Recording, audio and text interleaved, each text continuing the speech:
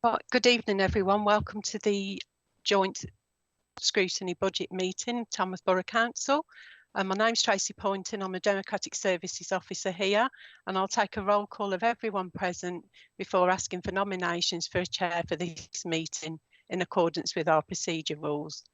Please can all councillors respond slowly and audibly when your name is called. Councillor Dennis Box. I have apologies for Councillor Box. Councillor John Chesworth. I'll take a roll call of everyone present before asking for present. Councillor Rosie Claymore. Present. Councillor Tina Clements. Present. Councillor Danny Cook.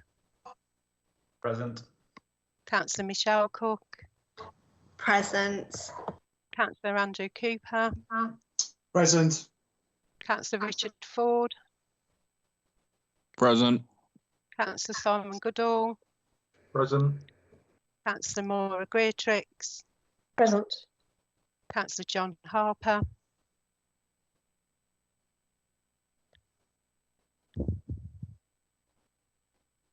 Oh, Councillor Harper, I know you were there a minute ago. I'll come back to you. Councillor Thomas J. Present. Councillor Jason Jones. Councillor Daniel Maycock. Present. Councillor Ken Norkey. Present. Councillor Michael Oates. Present. Councillor Sherry People. Present. Councillor Dr Simon People. Present. Councillor Ben Price, who I've had apologies for. Councillor Stephen Pritchard. Councillor Roy Rogers. Present.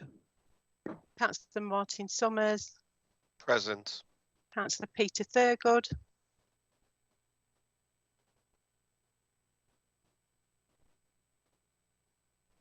I'll come back to you, Peter. Councillor John Wade. Present. Thank you. I'll just check Councillor John Harper, please. I know you were there earlier.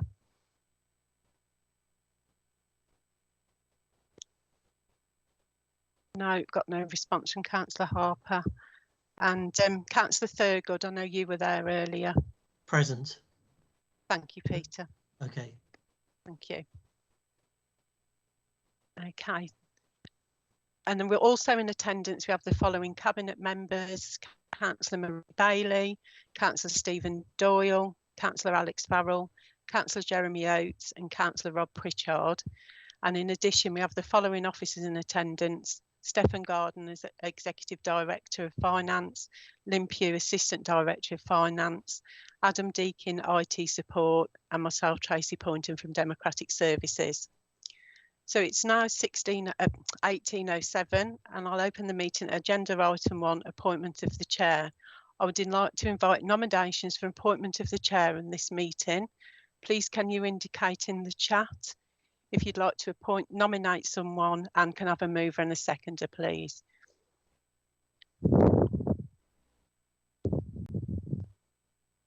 Thank you. Councillor Rosie Claymore is nominating Councillor Simon Goodall. Could I have a seconder, please, for that? And Councillor Daniel Cook has seconded. Thank you. Well, I'll just do a quick roll call. Everybody, I presume everybody is for that, but I will have to do a quick roll call just for transparency. So please can you answer for, against or abstain on the motion that Councillor Goodall be the chair for this meeting this evening? Councillor John Chesworth. For. Councillor Rosie Claymore. For. Councillor Tina Clements. For. Councillor Danny Cook. For.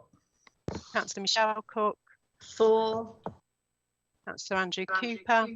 For. Councillor Richard Ford. For. Councillor Goodall. For. Councillor Maura Greatrix. For. Councillor John Harper. Hello, sorry, I'm back. I lost connection briefly, but for. Okay, lovely. Thank you, Councillor Harper. Councillor Thomas J. 4. Councillor Maycock, 4. Councillor Norkey, 4. Councillor Michael Oates, 4. Councillor Simon Cherie People, sorry, 4. Councillor Dr. Simon People, I'm in favour, but I just wanted to ask the question. I thought Councillor Daniel Cook was a member of the Cabinet and therefore he can't second or vote because it's non-Cabinet members. Yeah, as far I'm as very aware, happy. Councillor. It's just a procedural point, but the members of Cabinet are not allowed to participate in the voting other than and discussion other than to answer questions. So Yeah, I'd be happy to replace Councillor Cook as the seconder. I'm not challenging the choice, but I did think it'd be rather poor if it wasn't done correctly. no, you are quite right, Councillor People, and Councillor Cook is no longer a member of Cabinet now, so he's joining us as a member of a joint scrutiny budget. So When you are right in that. When did he cease to be a member of Cabinet? I believe it was the 18th of January. Right. Okay. Okay. In that case, Thank that's you. all right. I was happy with the choice. Lovely, thank you. Councillor Steve Pritchard, I don't know if you've joined us yet. Councillor Roy Rogers.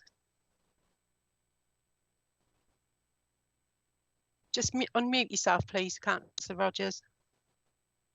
Yes. Lovely. Councillor Summers. 4. Councillor Thurgood. 4. And Councillor Wade. 4.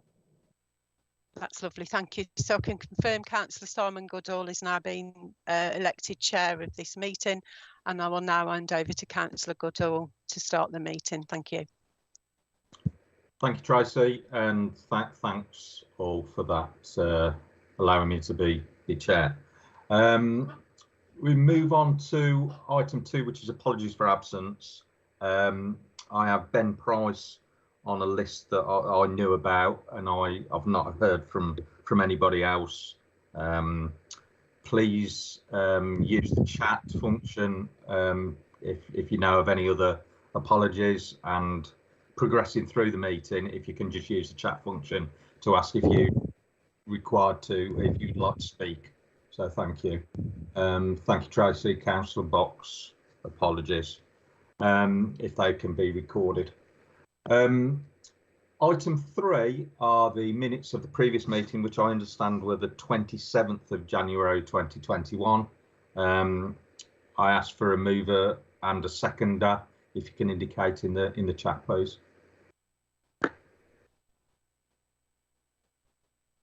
Thank you, Simon. And thank you, Martin, for that second.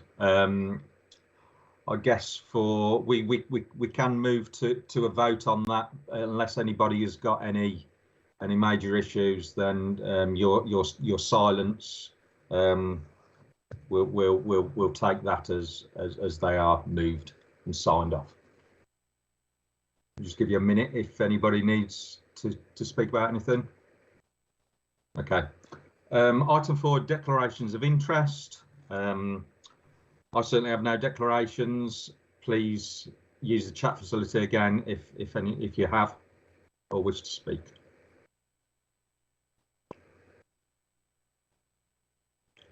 Danny. Yeah, thank you, Mr. Chairman. Obviously, as has just been mentioned, I ceased to be a Cabinet member on the 18th of January. Not time and place as of why.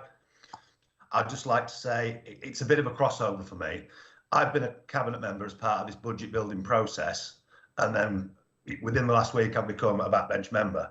It just puts me in an interesting position on how I scrutinise the budget I help build.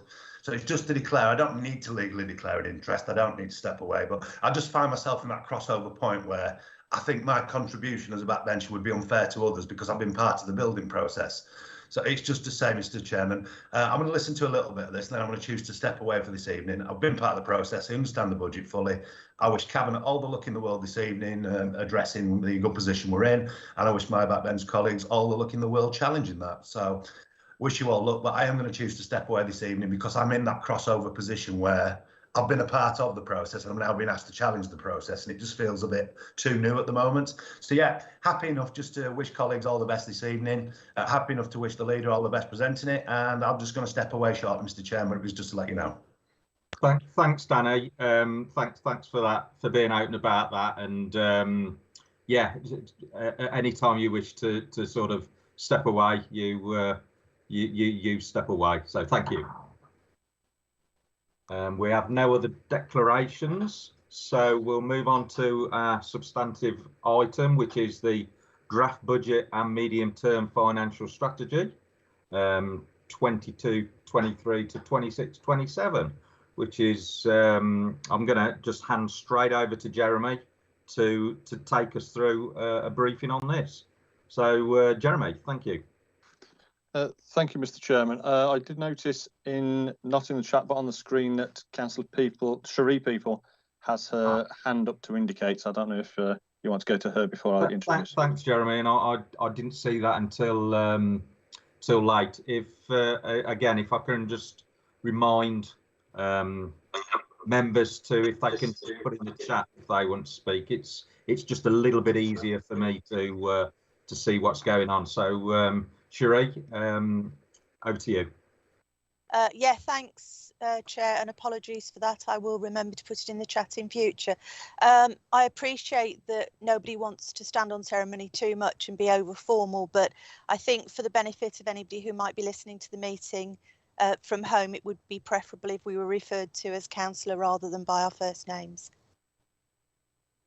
Thanks, Councillor People. I just tend to run a scrutiny meeting in a more informal manner, perhaps than at other times, and I often find that gets the best out of members. But I will be more informal, more formal for the rest of the meeting. Over to Councillor Oates for the draft budget and medium-term financial strategy. Thank you. Okay, thank you, Mr. Chairman. So I will assume that members have had time to read and digest the report. But if I may, Mr. Chairman, I'll do a brief introduction. So we have in front of us this evening the latest iteration of the medium-term financial strategy for Tamworth Borough Council.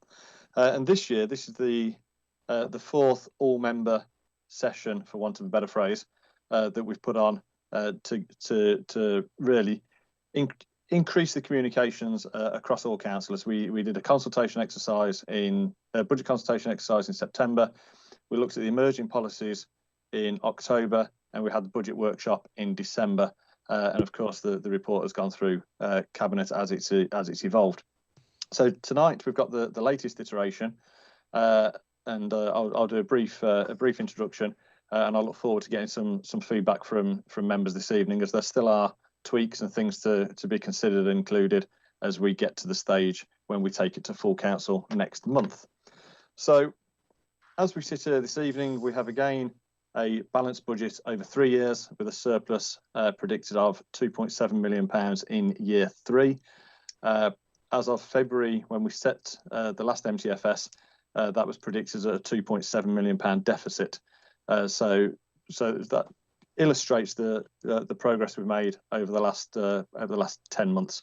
And you'll also notice, though, that in the 5-year period included in these papers, there's a predicted deficit of £3.9 million, plus the minimum requirement of £500,000 that has to stay in reserves.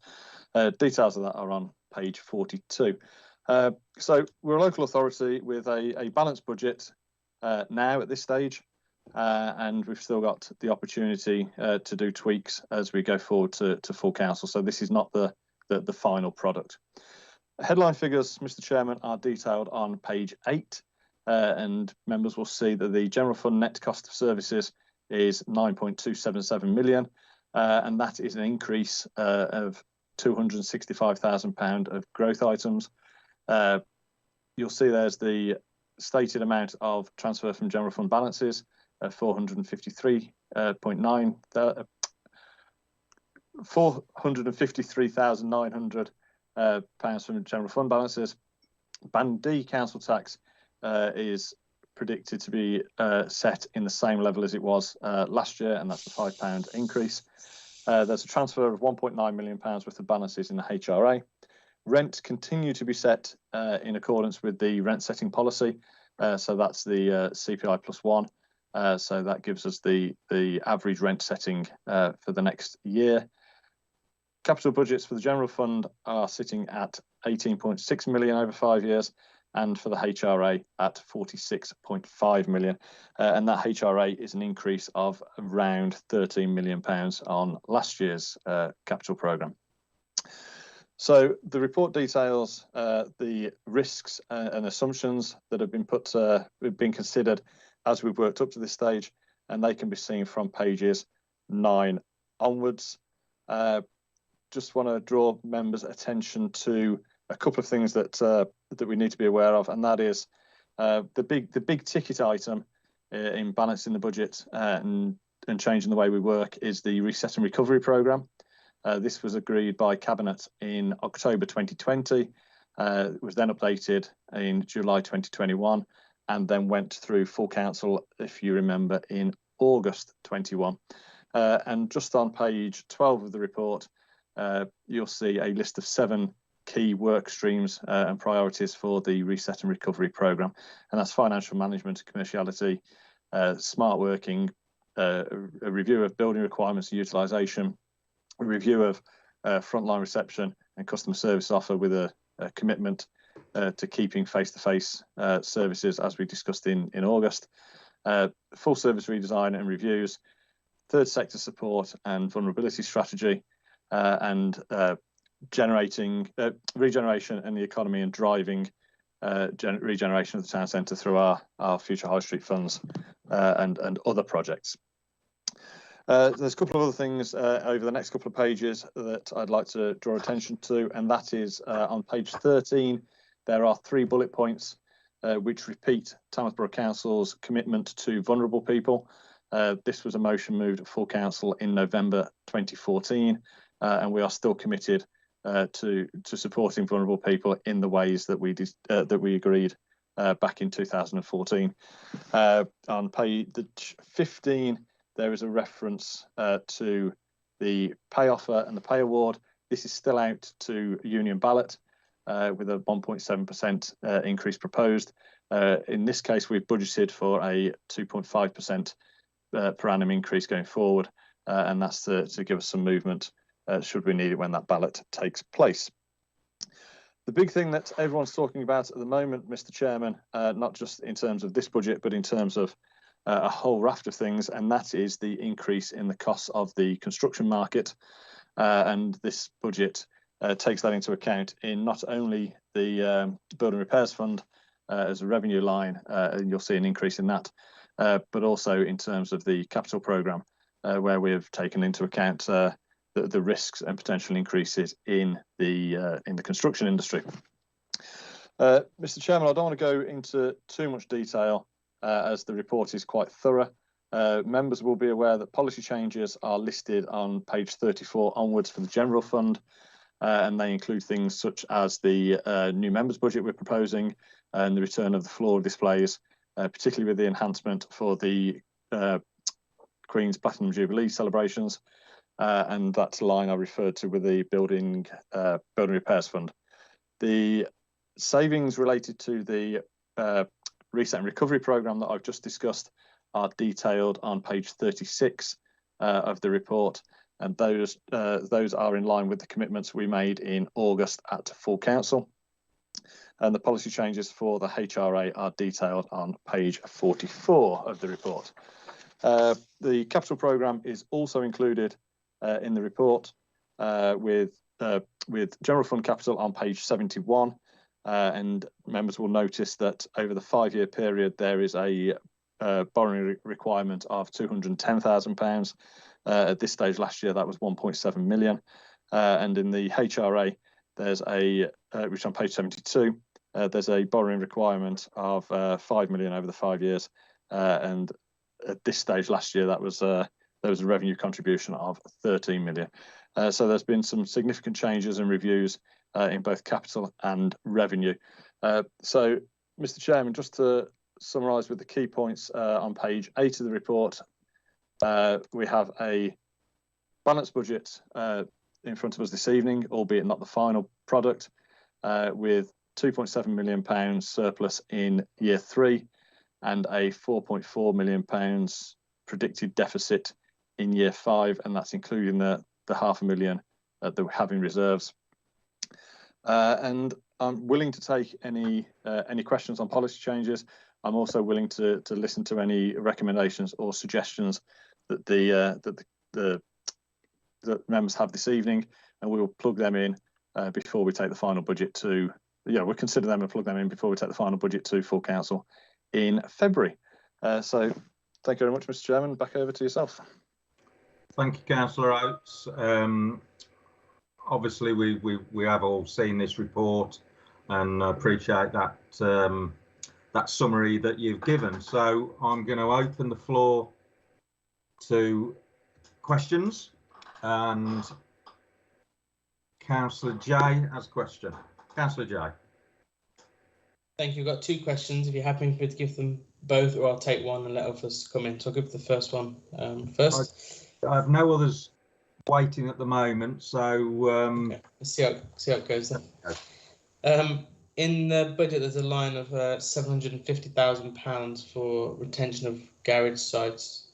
It seemed a lot in 1 year. Could you talk us through what exactly that's doing in that time, and why it's in 1 year, please? Councillor Oates. Okay, thank you, Mr. Chairman, and thank you, Councillor J. The 750 is the second year of the improvements in the garage sites identified for retention. So it's following completion of the survey work we did in 2020. It's a 2-year programme, and there's £750,000 in the current year, 2021-22, as well. So this is the second part, is in the second year. And that's for demolition, refurbishment and parking areas, like I say, following the review and the reports that came through Cabinet a short while ago. I will resend those reports over to Councillor J if you'd like to have them. But it's part of that project plan we started last year, and this is the year 2 part of that. Councillor J, if you want to hold back for your second question, I'm just going to open the floor to other people now that have further questions. No problem. So, Councillor Cherie, people. Thank you, Chair. And thank you, Councillor Oates.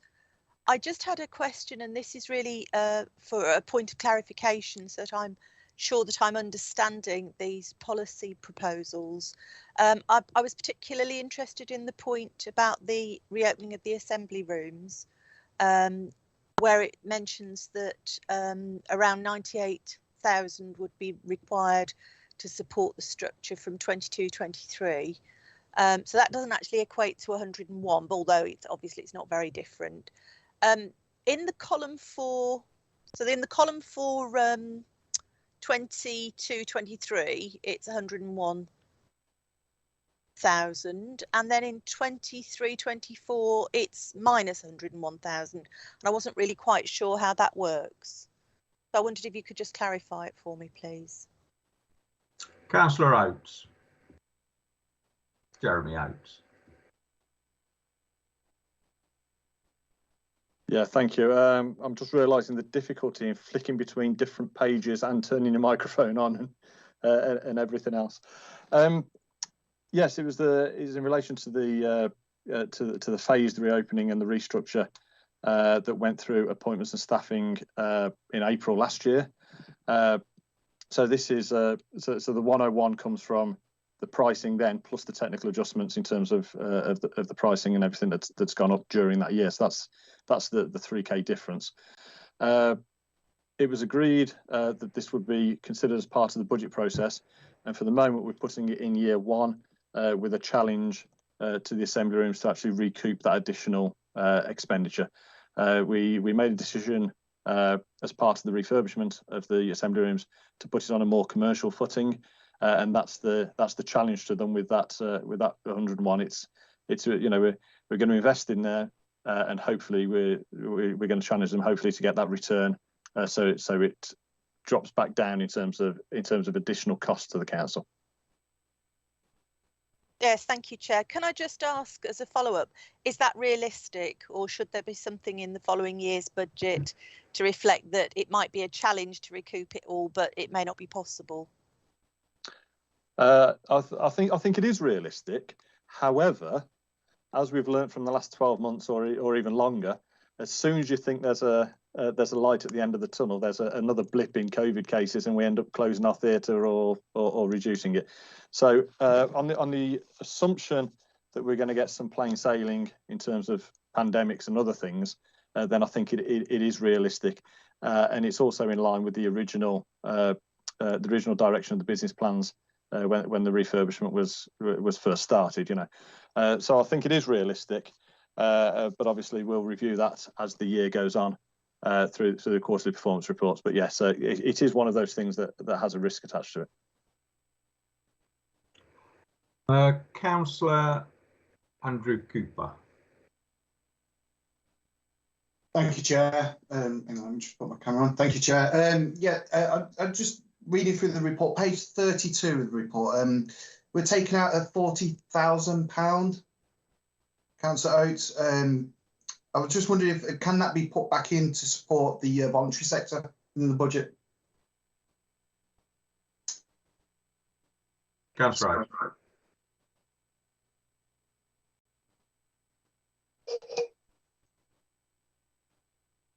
There's too many buttons here to press, isn't there? Yeah, sorry about that, Mr. Chairman and Councillor Cooper. This is the 40k for R&R 13, the voluntary sector grants. Yes, yeah. Okay. Yeah, the R&R savings are at present, they are officer suggestions of what they believe they can offer up as part of the process. So these are things that are programmed in that they believe are achievable. In this particular case, that 40k figure is based on historic demand. So historically, we've had 140k in there and only had demand for 100k of that. So that's where that figure comes from. I'm quite happy for us to go away and challenge that figure. Whether it's challenged in terms of can we increase demand, or is there a requirement for it, or whether it can be used somewhere else, or whether we think that's realistic. So I'm happy to take that away and consider that. And I appreciate the reason why you might ask that question. So yeah, I'm happy to challenge that. But as I say, it's based on historic. I say historic. You know, the last couple of years and lack of demand for that. It must be remembered that this pot includes the different types of grants that we hand out. So it's not just a bucket of 140. Some of it's quite specific in terms of sports or development and stuff. So yeah, but yeah, I'm happy to have a look at that and feedback with Councillor Cooper. Fantastic, thank you, Councillor Oates. Thank you, Chair. Thank you, Councillor Dr. Simon People. Thank you, Chair. With regard to the previous question, rather leads nicely into what I was going to ask Councillor Oates. There is reference to officers having looked at their budgets and suggested cutbacks that they could make within those budgets to tackle the historic overspend, because pre-COVID, this council was coming in about $750,000 a year ahead of its budget. So clearly there were some sleeve room available on some budgets. So can I ask you, and I'm conscious that the ration currently is one question, Perhaps Councillor Jay won't be upset if I have two parts to the question because they are related. Have the officers all submitted reduction suggestions for each department? Because I know in some cases you find that some departments are slow to offer them in the hope that they may not need to because others have done that. I remember Councillor Cook making that comment about why local government got slashed so heavily in 2011 because they seem to offer up savings very early on. But the second point then is, have each individual cabinet member, subject to the changes which generally seem to be being made in the cabinet, signed off on those, or are these all officer suggestions? So in other words, who's making the policy on the cuts? Is it the cabinet members or the officers, or do the officers draw up a list? Because clearly, you know, when you see cuts in various areas, you'd like to know who's making them and who's taking responsibility. Thank you. Councillor Oates. Okay, thank you. Yes, all officers have been challenged to produce those savings, and you'll see that in some cases those savings have been put forward, and in some cases there's growth items in areas. But that challenge has begun, and all departments have fed into that process, and that's as well as the detailed work that's beginning to happen in terms of the service review. So yes, I'm confident that has been done.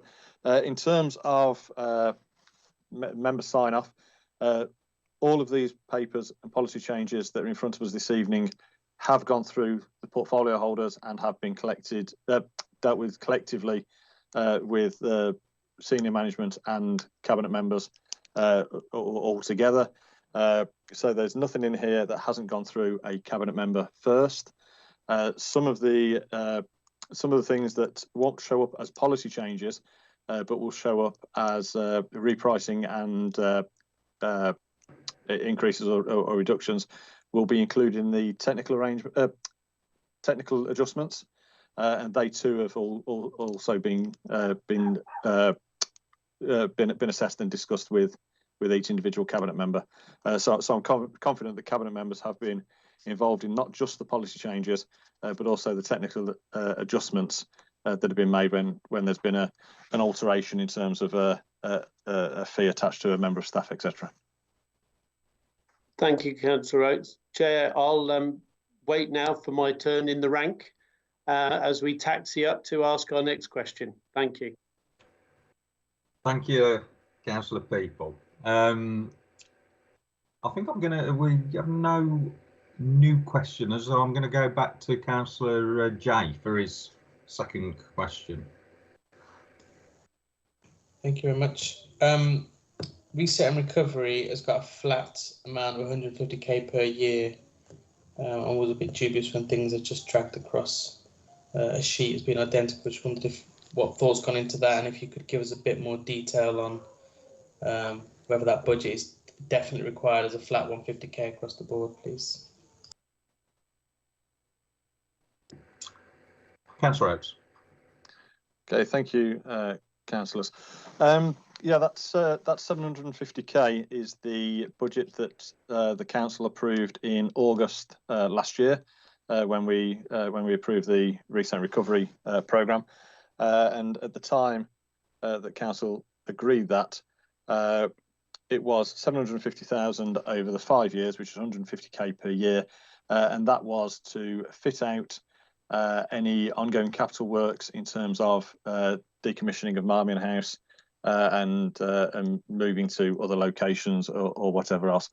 So that is a budget allowance that the council gave in August, and that appears in the budget to reflect that decision there. As the programme works up, there will obviously be some more review over that, and Reset and Recovery Board will be looking at that and feeding back to the scrutiny process. Thank you, Councillor Oates. I'm going to just nip in with a quick question, actually. Housing Revenue Account Capital Programme, the there's a line item for decarbonisation and also a line item for works to achieve zero carbon. Councillor Oates, I just wondered if you could explain in a little bit more detail the differences between those two items. Thank you.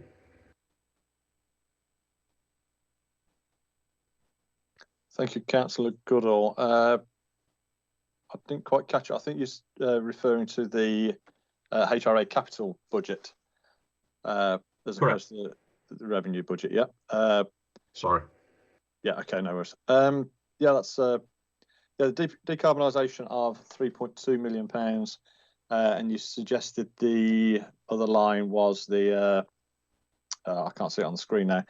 The works to achieve zero carbon at £7.5 million.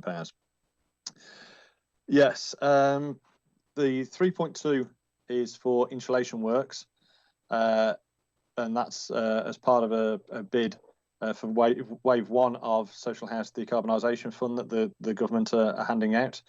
The 2.5 million per year, the 7.5 million, that's for zero carbon works, and that's just to recognise the potential impact of the zero carbon agenda.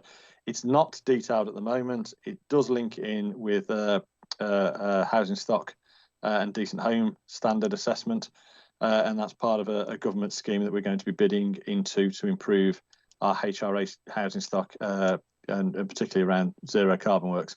It is referred to in the report, and it states that it's anticipated that amendments to the decent home standard will be looking at building safety and energy efficiency of council houses. So there's a bit of work to do in terms of the exploration of that, but those figures have been arrived at through works and direction with the government funding that's becoming available on those. So that's the difference. One is predominantly insulation works, and one is about some of the other challenges that are going to be brought in the decent home standard. Thank you very much. Councillor Dr. Simon People.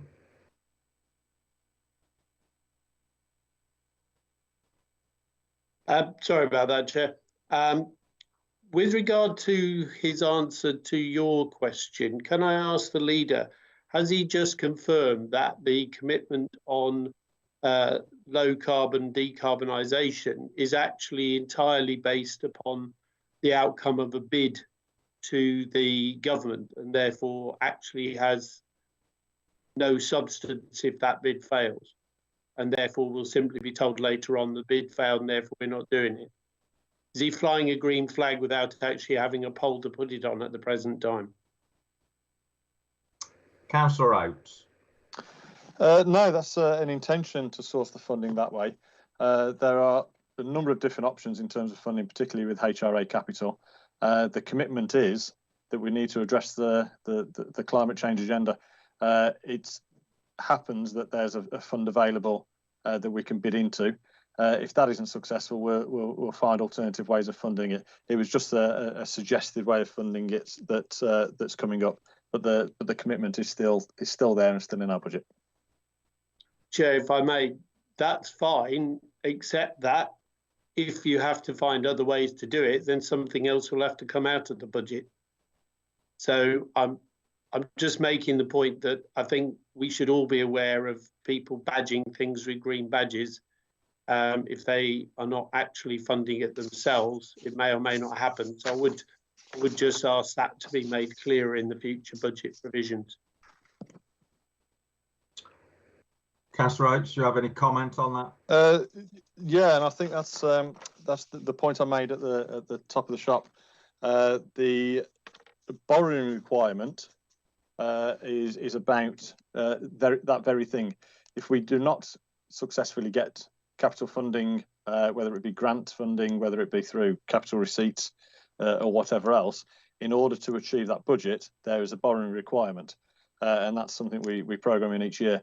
And that borrowing requirement is worded in such a way that it can be grant funded, it could be borrowed from our own revenue, our own capital, or from elsewhere. It's where funding has not been secured, so there's so it's response, it's logged down as a borrowing requirement, and that's where that figure comes from. Thank you, Chair and Councillor Oates. I'll wait for my next turn in the question rank. It could be sooner than later. I have no other people asking for a question. I'll just open it up before Councillor Dr. People goes again with his next question.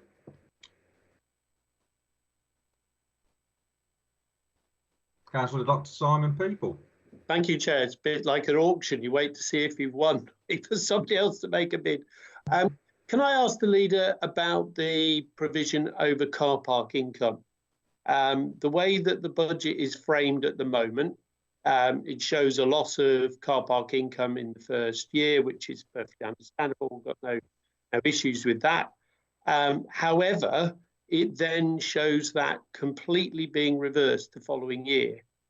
Now, given that in another 12 months, a very large part of the town centre will be a building site, is because the High Street Fund will be going ahead, or at least it's supposed to go ahead. And we've seen another major store in the town centre, which is Boots, announce they're leaving. Can we really be confident that we would see the same revenue come right back 100% in a year? I'm not saying, you know, that there's something inherently wrong with suggesting it'll be better than the current year, but I am seriously asking, is there enough to suggest that people would be back, given that a lot of people seem to walk into town on a Friday night? Anybody who's tried to get a taxi knows that taxis are, you know, in great demand at those times. So who's going to be parking, and who's going to be parking, given that you're almost certainly going to have to shut off some of your car parks just to provide room for all the work vehicles and other things that will be operating around sites. So I think I would like to ask Cabinet to consider whether that figure needs some smoothing out over maybe 2 or 3 years to achieve a realistic resumption of revenues in those circumstances. Thank you, Chair.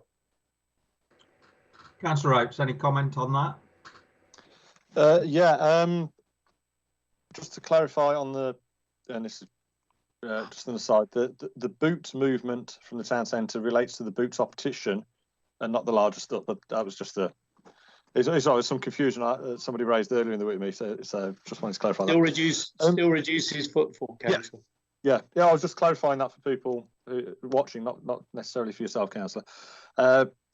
The car parking strategy is being worked through now because we recognise there's a shift in behaviour with car parks. In terms of the question that Councillor People has asked about reviewing that with a potential smoothing, I can assure you that the Cabinet has already delved into this quite deeply, and we looked at week-on-week trend data for car park usage to quite an extent, actually, and it looks like it's improving.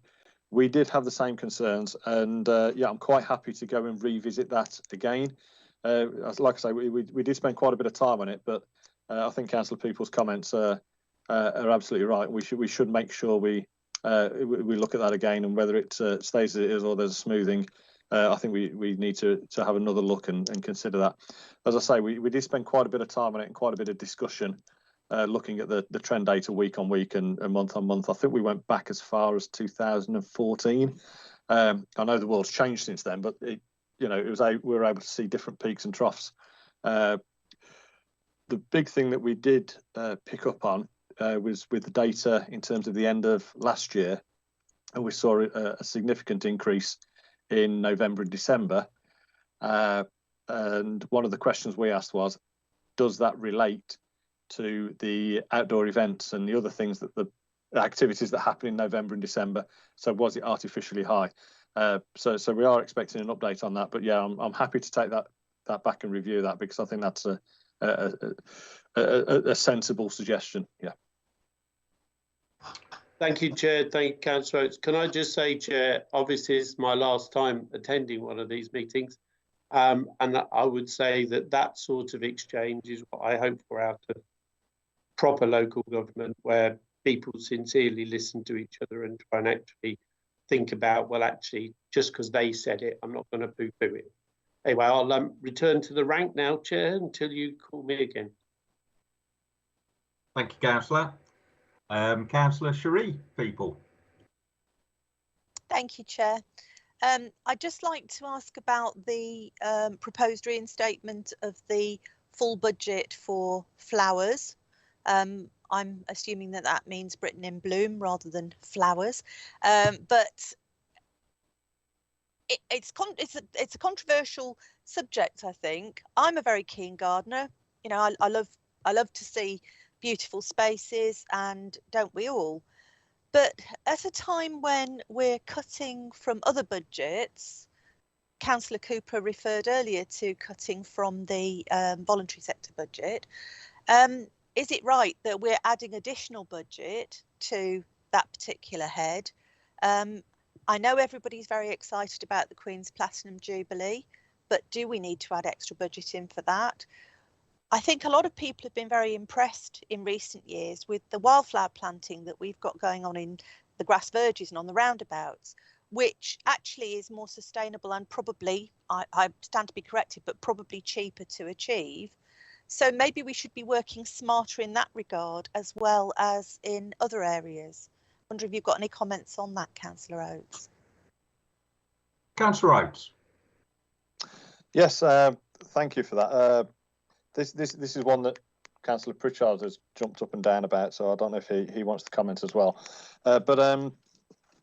This is, we talk about flowers, but this is about attraction and growth and tourism and getting people into Tamworth.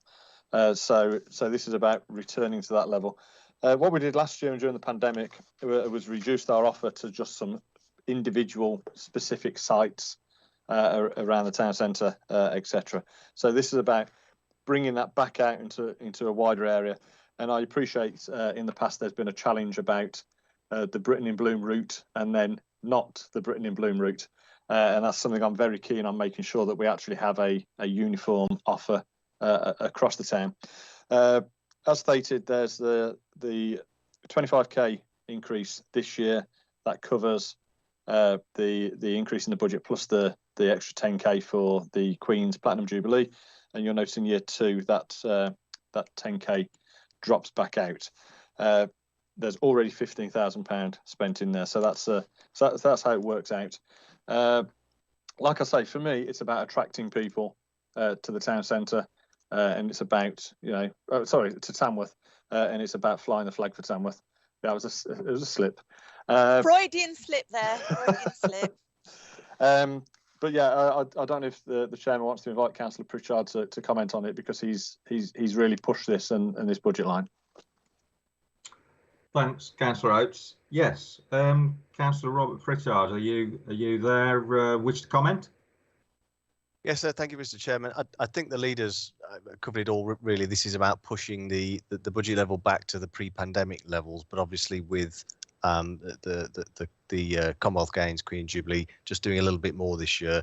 The floral displays are hugely popular. I mean, you'd be surprised how many visitors notice the displays and put value in the displays and think, Tamworth's a lovely place. I'm going to go back there because it really does stand out. So it's about doing that driving that appeal of Tamworth and making Tamworth, attractive and beautiful to visitors and residents.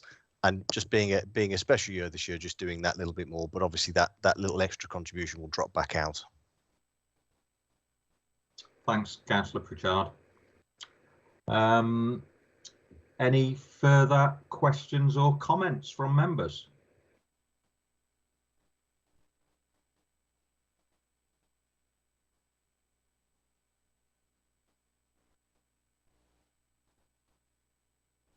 Councillor Dr. Simon People.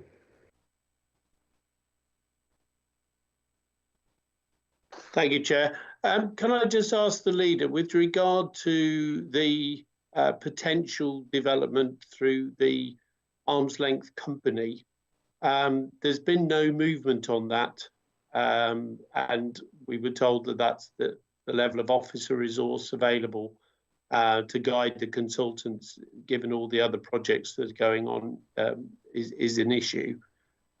Will that money still sit with the company in this programme, or could it come back into the council's own assets, given that nothing's happening? Councillor Oakes. Okay, yeah, thank you for that. In terms of this MTFS, it's staying as is, as we have done previously, because no decision's been made. I'm aware, I believe that Scrutiny are looking at that item in the coming period. I can't remember which Scrutiny committee is looking at it before the end of the year. Corporate Scrutiny, I have started having. Sorry, I missed that. Corporate Scrutiny, I believe. Corporate, yeah. I have actually started conversations with Andrew Barrett around the arm's length company, and as far as we've got at the moment is the world has changed significantly since that was set up, and the returns and the project and everything else have changed. So I think that does need a proper and thorough review. At the minute, I've got no answer for the direct question. Would that money return to the council, or would something be done with it? But that is something we are actively considering. And it was only Tuesday this week was the last time Andrew. That was only yesterday, wasn't it? The last time that Andrew and I discussed that and started those things. But yeah, I agree with the way the world has changed. We do need to review what that company is going to deliver and what the future is for that asset. Thank you for that detailed answer. Any further questions or comments from members?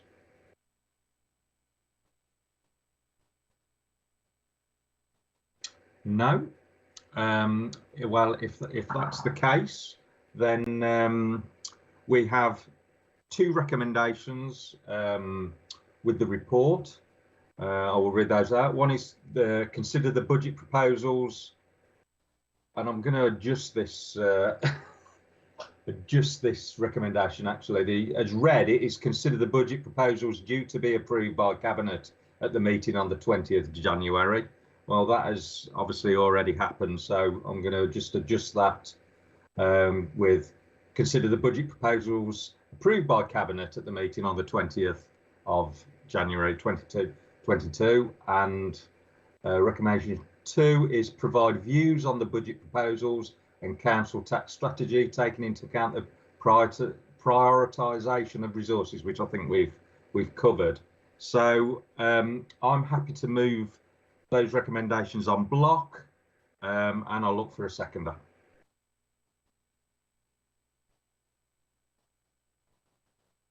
Chair, can I say that I would be happy to second if we have the assurance of the leader that the points that were raised by Councillor Cooper, myself and others regarding specific budget lines will be reviewed in the next stage of the process. Thank you, Councillor. I will bring Councillor Oates in just for that check and reassurance, but I think he's pledged to do that. Councillor Oates. I thought that was implied in his answers. Yeah, thank you, councillors. I've been scribbling down notes as people have been speaking. I know our officer, Stephen Garner, produces detailed notes of the joint scrutiny meetings.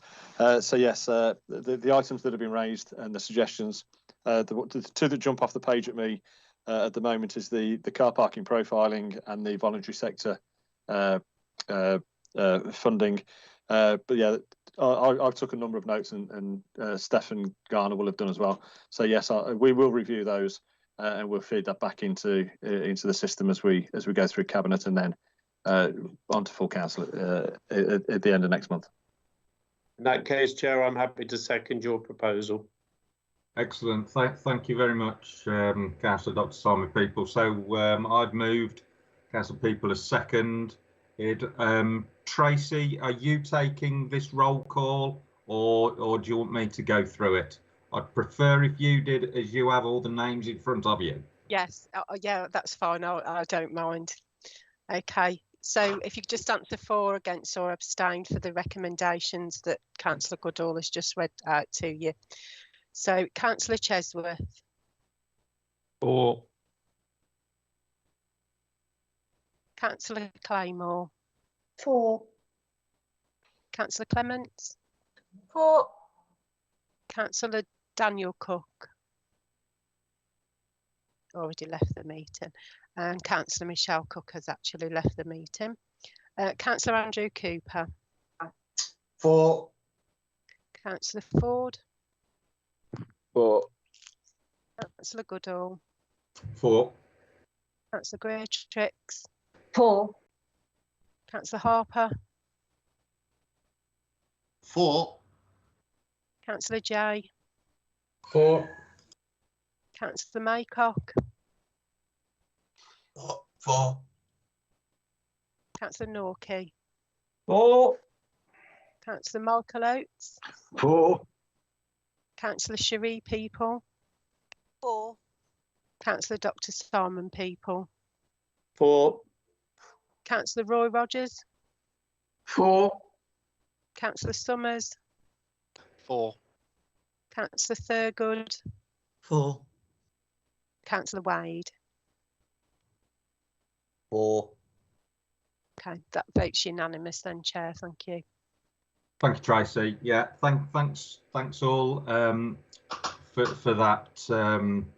that meeting. It's bang on 7 o'clock, and I'm going to close the meeting now. Thank you very much. Good night.